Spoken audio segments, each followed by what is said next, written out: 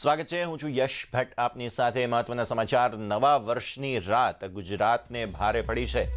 અમદાવાદ સિવિલમાં જ 88 દર્દીઓને નવા વર્ષની રાત્રે લાવવામાં આવ્યા છે। ગઈકાલે રાત્રે એટલી વિકટ પરિસ્થિતિ હતી કે વધુ એક વોર્ડ ખોલવો પડ્યો સિવિલમાં। એક આઈસીયુ વિંગ પણ ખોલાવવામાં આવી છે। ત્યારે સિવિલમાં તબીબોમાં દોડધામ છે અને તબીબોને નવું વર્ષ પીપીઈ કિટમાં જ ઉજવવું પડ્યું હોય તેવી સ્થિતિ ઉત્પન્ન થઈ છે।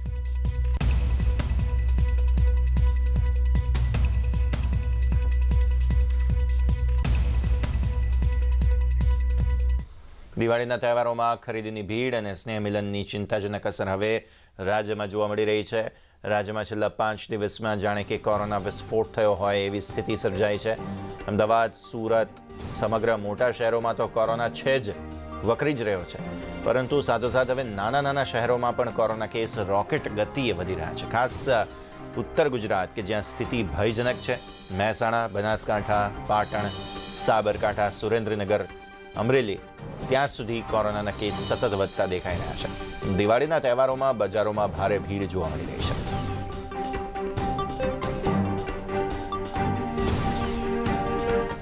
આ તરફ અમદાવાદમાં તહેવારો બાદ કોરોના કેસમાં સતત વધારો છે। તહેવારોમાં અપાયેલ છૂટના પગલે કોરોનાના કેસ વધી રહ્યા છે। કાળી ચૌદસના દિવસે કોરોનાના 90 કેસ નોંધાયા છે। દિવાળીના દિવસે કોરોનાના 91 કેસ નોંધાયા। બેસતા વર્ષના દિવસે કોરોનાના 88 કેસ નોંધાયા। ગઈકાલે 24 જેટલા દર્દીઓ વેન્ટિલેટર પર હતા। મતલબ સ્થિતિ જે છે તે ધીરે ધીરે વધારે વિકટ થતી જઈ રહી છે અને જો આપણે હજુ પણ ધ્યાન નહીં રાખીએ તો આ સંખ્યા આમને આમ વધતી જોવા મળી શકે તેમ છે। સંવાદદાતા વિભુ આપણી સાથે ફોન લાઈન પર। વિભુ, ખાસ જણાવશો, જે રીતે સતત પાછલા થોડા દિવસોનો આંકડો જે છે તે ચિંતા બતાવી રહ્યો છે અને હવે હવામાન વિભાગે પણ આગાહી કરી છે કે 2-3 દિવસમાં તાપમાન ઘટી શકે છે, તો આ ચિંતા હજુ પણ આપણે યથાવત રાખવી પડશે? યસ, જે રીતે અત્યારે કોરોનાનો વિસ્ફોટ થયો એવું કહી શકાય, કારણ કે તહેવારોમાં જે લોકો ભીડભાડ જોવા મળી હતી, ખૂબ જ ટ્રાફિક હતું અને તેના કારણે જે જોખમ વધી ગયું છે અને એ જોખમ જે બતાવે છે કે છેલ્લા 3 દિવસથી સતત કોરોનાના જે કેસ આવી રહ્યા છે એ ખૂબ જ જોખમ સાબિત થઈ રહ્યા છે। કારણ કે જે તહેવારોમાં પહેલા એવું હતું કે કોરોનાના કેસ કંટ્રોલમાં આવી ગયા હતા અને તેના કારણે અમુક વોર્ડ હતા એ પણ બંધ કરી દેવામાં આવ્યા હતા, પરંતુ ફરી એ વોર્ડને જ ઓપન કરવામાં આવ્યા છે અને ફરી કેસ વધી રહ્યા છે। તેને લઈ ચિંતા જરૂર વધી છે। ત્યારે લોકોએ સાવચેતી એટલા માટે રાખવી જોશે કે લોકો જે રીતે ઘરની બહાર નીકળે છે ત્યારે કોરોનાની ગાઈડલાઇન્સનું પાલન નથી કરતા, તો આ પાલન કરવા માટે વારંવાર અપીલ કરવામાં આવી છે। તેમ છતાં પણ જે રીતે લોકો નીકળી રહ્યા હતા અને તેના કારણે જ જોખમ વધી ગયેલું જોવા મળી રહ્યું છે।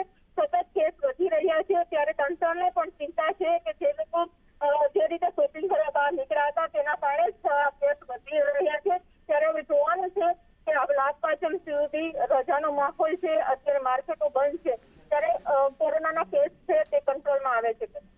બિલકુલ વિભુ, આભાર આ સમગ્ર માહિતી આપવા માટે। આપણે આશા રાખીએ કે આ કોરોના કેસીસ જે રીતે વધી રહ્યા છે દિવાળી સમયમાં તેમાં હવે કાબુ જરૂરથી આવે। લાભ પાંચમ સુધી જ્યારે બજારો બંધ છે તો એ એક પરિસ્થિતિનો ફાયદો જરૂરથી આપણને મળી શકે તેમ છે।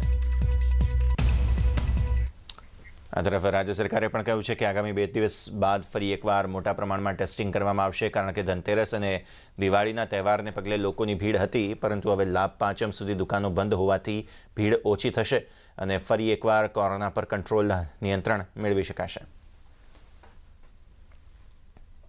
અમદાવાદ 500 બેડની સિવિલ હોસ્પિટલમાં કોરોનાના દર્દીઓ અહીંયા દાખલ થવાના બદલે સોલાની સરકારી મેડિકલ કોલેજ, જે પણ અત્યાધુનિક સુવિધાઓ ધરાવતી હોસ્પિટલ છે, ત્યાં આગળ દાખલ થાય અને જેમને ગાંધીનગર નજીક પડે તો ગાંધીનગરની એ પણ સરકારી મેડિકલ કોલેજ, એ પણ તમામ સુવિધાઓ ધરાવતી હોસ્પિટલ છે, ત્યાં આગળ દાખલ થાય। તહેવારો પતી જાય 2 દિવસ પછી એટલે ફરીથી મોટા પ્રમાણમાં ટેસ્ટિંગ કરાવવાની કામગીરી રાજ્ય સરકારના આરોગ્ય વિભાગ દ્વારા અને કોર્પોરેશન દ્વારા હાથ ધરવામાં આવશે।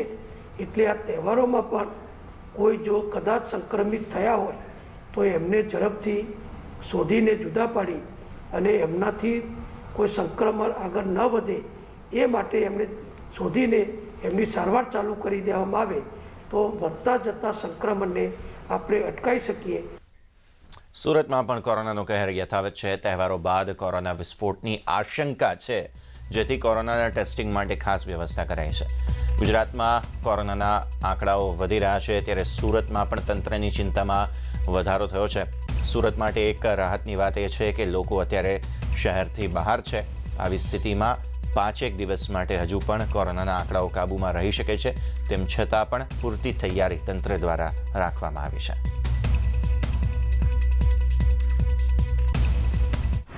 કોરોનાની મહામારી વચ્ચે સુરતના લોકોએ દિવાળી ઉજવી છે. ખાસ કરીને ખરીદીને લઈને બજારોમાં જે રીતે ભીડ જામી હતી તેને લઈને સતત તંત્રની ચિંતા હતી. કોરોનાની ગાઈડલાઈન વચ્ચે દિવાળીની ઉજવણી કરવા માટે તંત્ર દ્વારા સૂચનાઓ આપવામાં આવી હતી, પણ કશે ને કશે લોકોએ આ સૂચનાનું પાલન નથી કર્યું, જેને લઈને ગુજરાતના અલગ અલગ શહેરોમાં જે રીતે કોરોનાના આંકડા વધી રહ્યા છે તેને લઈને સુરતના તંત્રની ચિંતા વધી છે. દ્રશ્ય સીધા જોઈ શકો છો કે સુરતમાં પણ કોરોનાના આંકડા ધીરે ધીરે વધે તેવી શક્યતાઓ અને તેવા ડર વચ્ચે તંત્ર દ્વારા સુરતના અલગ અલગ વિસ્તારોમાં સતત કોરોનાના ટેસ્ટ કરવામાં આવી રહ્યા છે. વહેલી સવારથી સુરતના વરાછા વિસ્તારમાં આવેલા જે પંડાલ છે ત્યાં આગળ લોકો કોરોના ટેસ્ટ કરવા પહોંચી રહ્યા છે. જોકે સુરતના મોટા પ્રમાણના લોકો દિવાળીમાં ખરીદી કરવા રસ્તા પર ઉતરી પડ્યા હતા. કેટલાક લોકો માસ્ક નહોતા પહેરતા, સોશિયલ ડિસ્ટન્સનો સતત ધજાગરા ઉડી રહ્યા હતા. મોટા પ્રમાણમાં લોકો કોરોનાની મહામારી ચાલી રહી છે તે ભૂલ્યા વગર સુરતની બહાર ફરવા નીકળી ચૂક્યા છે. એટલે કે જે રીતે રાજ્યમાં આંકડાઓ વધી રહ્યા છે, રાજ્ય સરકારની ચિંતા વધી છે, સુરત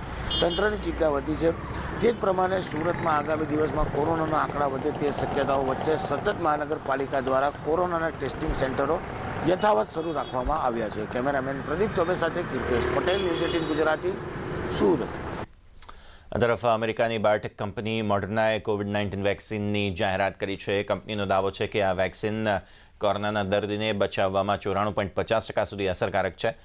દાવો અંતિમ તબક્કાના ક્લિનિકલ ટ્રાયલના મળેલા પરિણામોના આધાર પર કરવામાં આવ્યો છે. ખાસ વાત એ છે કે વેક્સિન 2 થી 8 ડિગ્રી સેલ્સિયસ તાપમાનમાં 30 દિવસ સુધી સુરક્ષિત રહી શકે છે. કંપનીએ માહિતી આપી છે કે ફેઝ 3ના ટ્રાયલમાં અમેરિકામાં 30,000થી વધારે લોકોનો સમાવેશ કરાયો હતો, જેમાં 65 વર્ષથી વધારે હાઈ રિસ્ક કન્ડિશનવાળા અને અલગ અલગ સમુદાયોમાંથી લોકો હતા. આ સાથે કંપનીએ ઇમરજન્સીમાં વેક્સિનનો ઉપયોગ માટે મંજૂરી પણ આપવા માટે મોડર્નાએ આગામી સપ્તાહોમાં ફૂડ એન્ડ ડ્રગ એડમિનિસ્ટ્રેશન પાસે એપ્લિકેશન રજૂ કરવાની તૈયારી યોજના રાખી છે. આ સાથે એવી આશા છે કે વર્ષના અંતભાગ સુધીમાં અમેરિકામાં આ વેક્સિનના 2 કરોડ ડોઝ પ્રાપ્ત થઈ જશે. આગામી વર્ષ સુધીમાં વિશ્વમાં 50 કરોડથી 1 અબજ ડોઝ તૈયાર કરવાની યોજના છે.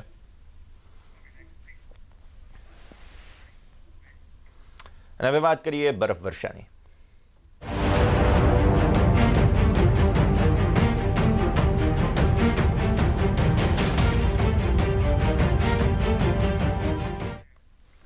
તો ભારે વરસાદ અને બરફવર્ષાના કારણે રેમ્બન જિલ્લામાં સામાન્ય જનજીવન ખોરવાયું છે. ખાસ જમ્મુ કાશ્મીરમાં સતત બરફવર્ષાની ખબરો સામે આવી રહી છે.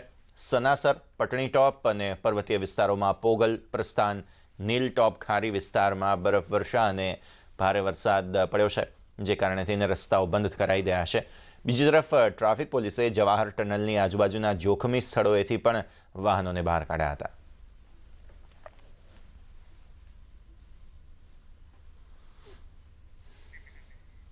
જમ્મુ કાશ્મીરના જવાહર સુરંગ પર પણ ભારે બરફવર્ષા થઈ, જેથી જમ્મુ કાશ્મીરનો નેશનલ હાઈવે આખો દિવસ ગઈકાલે પ્રભાવિત થયો. આ કારણે થઈને કાઝીકુંડ અને રામબન વચ્ચે હજારો યાત્રી અને માલવાહક વાહનો ફસાયા હતા. ભારે ઠંડીને કારણે થઈને પર્યટકોને હાલાકીનો સામનો કરવો પડ્યો. જ્યારે પ્રવાસીઓએ આરોપ લગાવ્યો કે તંત્ર દ્વારા, અધિકારીઓ દ્વારા તેમને કોઈ રાહત આપતા પગલાં ભરાયા નથી. બીજી તરફ વાતાવરણમાં બદલાવ થતાં જવાહર સુરંગના બંને તરફનો બરફ હટાવી દેવામાં આવ્યો છે અને નેશનલ હાઈવે પર આંશિક વાહન વ્યવહાર શરૂ કરવામાં આવ્યો છે, જેથી પ્રવાસીઓએ નેશનલ હાઈવે સંપૂર્ણ શરૂ કરી તેમને આગળ વધવા માટેની માંગ કરી છે.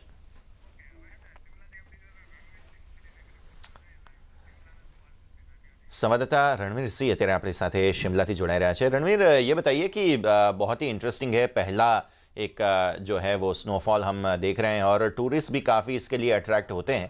शिमला के क्या हालचाल?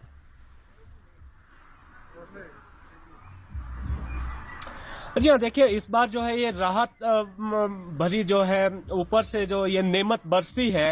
ये इस वक्त सबसे पहले तस्वीरें जो हम शिमला की यहाँ पर दिखाते हैं। कुफरी जो मशहूर जो पर्यटन स्थल है, यहाँ पर आप देख सकते हैं कि मुख्य जो सड़क है NH है जो किन्नौर की तरफ जाता है, जो चाइना बॉर्डर की तरफ जाता है, यहाँ पर जो है सड़क के दोनों तरफ जो है आप बर्फबारी देख सकते हैं कि, और साथ में जवाब किस तरह से है। हालांकि मौसम आज साफ है तो उस वजह से तापमान भले ही कम है लेकिन जमाव जो है दोनों तरफ है। और आप देख सकते हैं कि सामने वाली पहाड़ियों में आपको जो है बर्फ नजर आ रही है।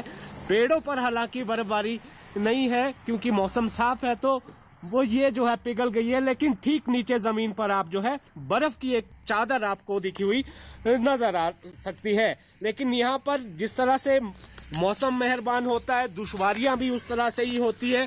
जहां जहां शेडी इलाका है, हालांकि मौसम तो साफ है लेकिन जहां पर धूप कम पड़ती है वहां पर जो है ये बर्फ जम जाती है। आप देख सकते हैं कि तस्वीरें सीधा हम दिखाते हैं कि किस तरह से ये बर्फ जो है पूरी तरह से जमी हुई है। आप इसे जोर लगाकर देखिए कि किस तरह से ये जो है जमी हुई है। और इसके ठीक साथ सड़क पर जो है फिसलन आपको नजर आएगी। ये मिट्टी और रेत जो है प्रशासन ने यहाँ पर फेंकी है ताकि वाहन जो है इस पर फिसले नहीं और जिस तरह से जो है उसकी वजह से एक्सीडेंट ना हो, इसलिए यहाँ पर एहतियात बरती गई है। खूबसूरती बहुत ज्यादा है। इस वक्त ये कहा गया है मौसम विभाग की तरफ से आने वाले 2 दिनों तक जो है मौसम तो साफ रहेगा, लेकिन इससे क्या हुआ है इस बर्फबारी से, ये कहा गया मौसम विभाग की तरफ से कि ऐसा जो है नवंबर में जो बर्फबारी जो खासकर जो निचले इलाके होते हैं वहां पर जो है 10 साल में 1 या 2 बार ऐसा होता है जब नवंबर में जी अक्टूबर से जो है बर्फबारी होना शुरू हो जाती है। तो यहाँ पर हिमाचल के लिए न केवल ये पर्यटन के लिहाज से लाभदायक मानी जा रही है बल्कि किसानों और बागवानों के लिए भी ये जो है काफी लाभदायक माना जा रहा है। खासकर जो सेब की जो फसल यहाँ पर होती है उसके लिए काफी लाभदायक है। बिजाई जो है हिमाचल के निचले जी हिमाचल में जो है बारिश और बर्फबारी हुई है, ये काफी राहत भरी बात है। जी यश रणवीर, ये बताइए कि जो टूरिस्ट हैं कोरोना के बाद घूमने निकले हैं पहली बार दिवाली में, तो शिमला के क्या हाल हैं? कितना ज़्यादा टूरिज्म को बढ़ावा मिला है इस बार दिवाली की अगर हम बात करें तो? जी हाँ, यहाँ पर तस्वीरें हम आपको दिखाएंगे कि कुछ तरह जो है यहाँ पर जो टूरिस्ट है उनका आना जो है यहाँ पर शुरू हो चुका है। हालांकि कोरोना के चलते यहाँ पर स्थिति जो है काफी गंभीर बनी हुई थी। जो पर्यटन कारोबारी है वो जो है काफी निराश थे। अब जिस तरह से यहाँ से तस्वीरें निकल कर जा रही है, देश के अलग अलग कोने से यहाँ पर जो पर्यटकों के आने का सिलसिला जो है शुरू हो गया है। कुछ पर्यटकों से हम बात करते हैं। आइए सर, कहाँ से आए आप, क्या नाम है? सर हिंदू पंजाब से हरदीप पाठक। आपने मास्क नहीं पहना है, कोरोना से डर नहीं लगता? नहीं। अच्छा, फोटो खिंचवाने के लिए तो कैसा लग रहा है यहाँ पर आकर? बहुत ही अच्छा लग रहा है यहाँ पे आके। स्नो पता चला था, कल स्नो हुई है, उसी को देखने के लिए हम ऊपर आए हैं। पहले रुके थे नीचे शिमला, उससे आगे मूड बना भी चलो कुफरी चलते, स्नो हुई अच्छी खासी, अच्छा व्यू देख के बड़ा मजा आ रहा है। इससे पहले देखा था? इससे लास्ट टाइम भी मैं आया था, जनवरी के अंदर आया हूँ। कब तक रुकने का प्लान था? बढ़ा दिया प्लान क्या? अभी नहीं, वापसी का है, मेरा थोड़ा सा काम है, नहीं तो अच्छा, 1-2 दिन और हो जाते। आपका क्या नाम है? आप कहाँ से है? अम्बाला से। अम्बाला से। तो आप किस तरह से देखते हैं बर्फबारी को? बर्फबारी मतलब जैसा मैं सोचा था कि जैसे किया था एक्सपेक्ट, तो वैसा मतलब आगे मिल गया। तो बड़ा एंजॉय हमारा हो गया। शिमला में तो कुछ नहीं था, यहाँ आगे अच्छा फील हो रहा है, मतलब मजा आ गया। आना सफल हो गया आपका? आना सफल हो गया, पैसा वसूल हो गया जी। तो यहाँ पर जो पैसा वसूल हो रहा है पर्यटकों का, कुछ और लोग हमारे साथ जुड़े हैं, उनसे भी बात करते हैं। मैम अपना नाम बताइए, आप कहाँ से आए? मैं अम्बाला से आई हूँ। अच्छा, अम्बाला। आप साथ ही है पूरी फैमिली? पूरी फैमिली साथ। तो कैसा लग रहा है? अब इस बार तो नवंबर में ही बर्फ देखने को मिल गई। बहुत बढ़िया लग रहा है। बहुत अच्छा लग रहा है हमें आकर यहाँ पे। एक्सपेक्ट किया था कि बर्फबारी होगी? बिल्कुल किया था। तो यहाँ पर जो है यश पैसा वसूल जो है हो रहा है। आप भी कुछ कहना चाह रही है? जी, नाम बताएं अपना। काजल। आप साथी है? हाँ जी। क्या कहना चाहेंगे इस बर्फबारी को देखकर? बहुत अच्छा लग रहा है आकर। क्या कहना चाहेंगे इस बर्फबारी को देखकर? बहुत अच्छा लग रहा है आकर। बच्चों को बहुत उम्मीद थी कि बहुत बर्फबारी देखने को मिलेगी, तो वैसे ही लग रहा है। सब लोग बहुत अच्छी फोटोग्राफी कर रहे हैं, बहुत इंजॉय कर रहे हैं। अच्छी यादें लेकर जाओगे अब? अच्छी यादें लेकर गए हैं। और वैसे भी हिमाचल ऐसा प्रदेश है, यहाँ से आकर जाने का मन ही नहीं करता।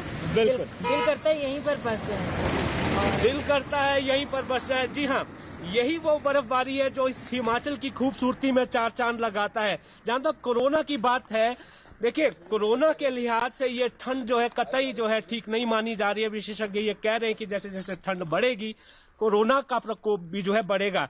इसके साथ ही इसको पर्यटन से जोड़कर देखें तो अब ये माना जा सकता है कि आमद जो कम हुई थी पर्यटकों की कोरोना की वजह से, अब ये बर्फबारी जो है उन पर्यटकों को खींच ला रही है, और जिससे यहाँ पर हिमाचल की आर्थिकी में एक बड़ा योगदान जो है पर्यटन के क्षेत्र का है। तो आर्थिकी भी हिमाचल की मजबूत होगी। जो अर्थव्यवस्था पर जो ब्रेक लगी थी, वो जो पहियों पर जो ब्रेक थी, वो अब धीरे धीरे जो है हटना यहाँ पर शुरू हो गई है। जी हर्ष।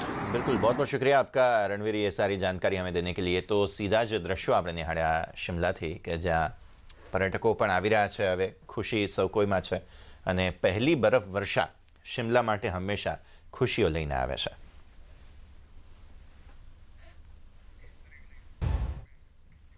સ્ટેચ્યુ ઓફ યુનિટી દેશના અન્ય સ્મારકોમાં સૌથી વધુ કમાણી કરતું પ્રવાસન ધામ બની ચૂક્યું છે।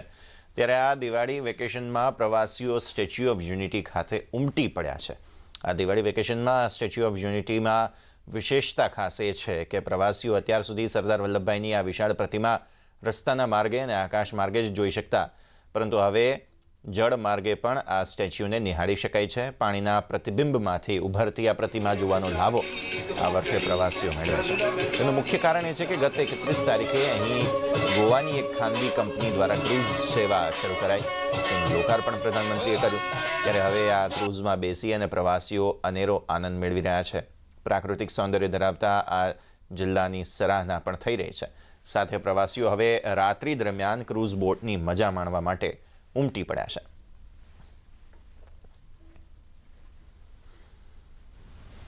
31 ઓક્ટોબરના રોજ પ્રધાનમંત્રી નરેન્દ્ર મોદી દ્વારા જે ક્રૂઝ બોટનું લોકાર્પણ કર્યા બાદ ક્રૂઝ બોટ સતત રમાડાલ હોટલથી સ્ટેચ્યુ ઓફ યુનિટી સુધી જળમાર્ગે હવે પ્રવાસીઓને સ્ટેચ્યુ ઓફ યુનિટી દેખાડવા જઈ રહ્યા છે। ત્યારે શું છે ક્રૂઝ બોટની ખાસિયત, આવો આપણે એમના જે ઓનર છે એમની સાથે જ વાત કરીએ। સર, ये जो क्रूज़ बोट है ये क्या उसकी खासियत है और कितने प्रवासियों को यहाँ से ले जा रहे हैं, कितने घंटे लगते हैं और क्या इसके रेट है? ये क्रूज़ बोट 200 पैसेंजर के लिए है, पर फिलहाल कोविड के चक्कर में हम सिर्फ 100 लोग लेकर जा रहे हैं। ये यहाँ SBB जेटी से श्रेष्ठ भारत भवन जेटी जहाँ से हम चालू करते हैं लेकर हम स्टैच्यू ऑफ यूनिटी की जेटी पे जाते हैं। तो ये प्रवास के लिए ऑलमोस्ट 35 to 40 मिनट्स लग जाते हैं। तो ये 40 मिनट्स के टूर में हम नॉर्मली म्यूज़िक लगा देते हैं। नीचे हमारे स्नैक्स काउंटर और सोवेनियर्स काउंटर है जहाँ पे प्रवासी कुछ भी खरीद सकते हैं, अपना चाय पानी पी सकते हैं। खास करके देखा जाए तो सर, ये जो पूरा नर्मदा नदी है उसका कितना घंटे का सफ़र है और प्रवासियों के जो सफ़र में कौन कौन सी सुविधाएं दी जाती है? फ़िलहाल बेसिकली म्यूज़िक चलता है जब प्रवासी इधर से चलते हैं। प्रवासी कुछ भी सॉफ्ट ड्रिंक चाहिए, नहीं तो चाय चाहिए, नहीं तो कुछ स्नैक्स चाहिए तो ख़रीद सकते हैं हमारे स्नैक काउंटर से।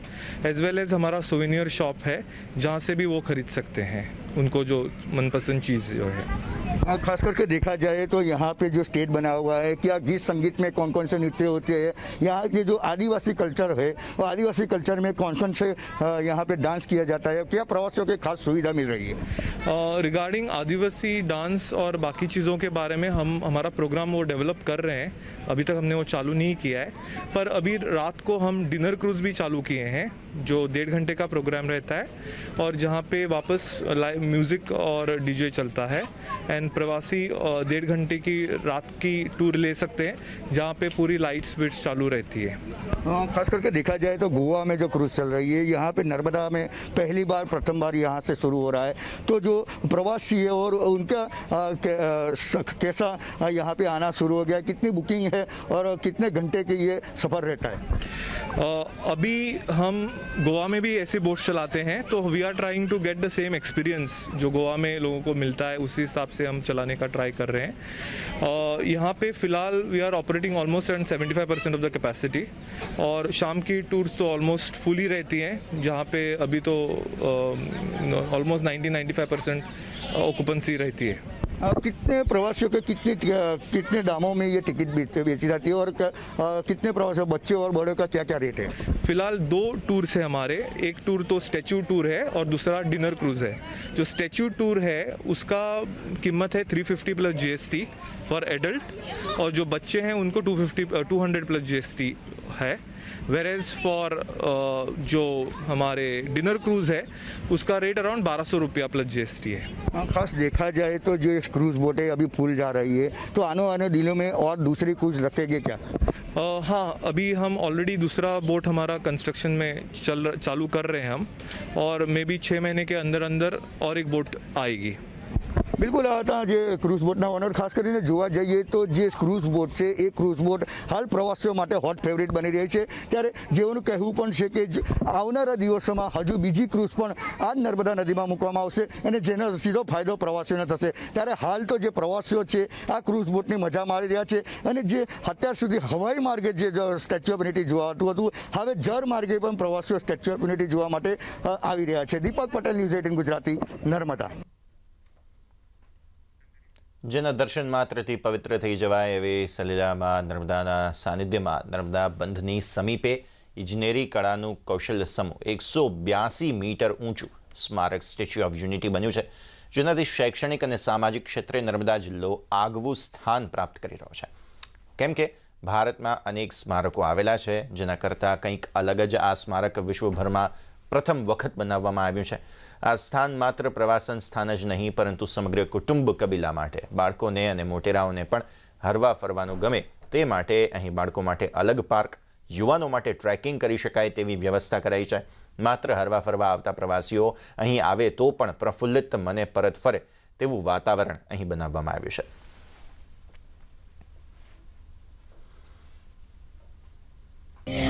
આ કુદરતી સૌંદર્ય છે એને માનવાનો મજા જ કંઈ અલગ છે. અહીંયા નેચરલી બધું જોવા મળે છે.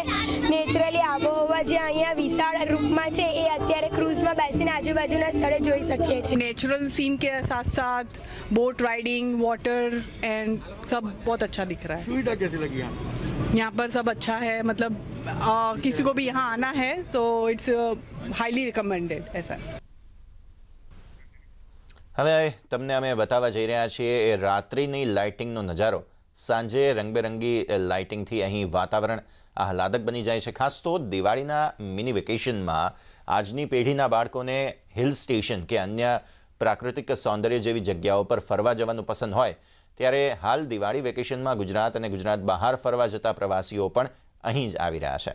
અહીંની કારીગરી અને અદ્ભુત કૌશલ્યને જોઈને દંગ રહી જવાય છે, અને વળી આ વર્ષે જળમાર્ગે વિશાળ પ્રતિમા પણ જોવા મળી રહી છે.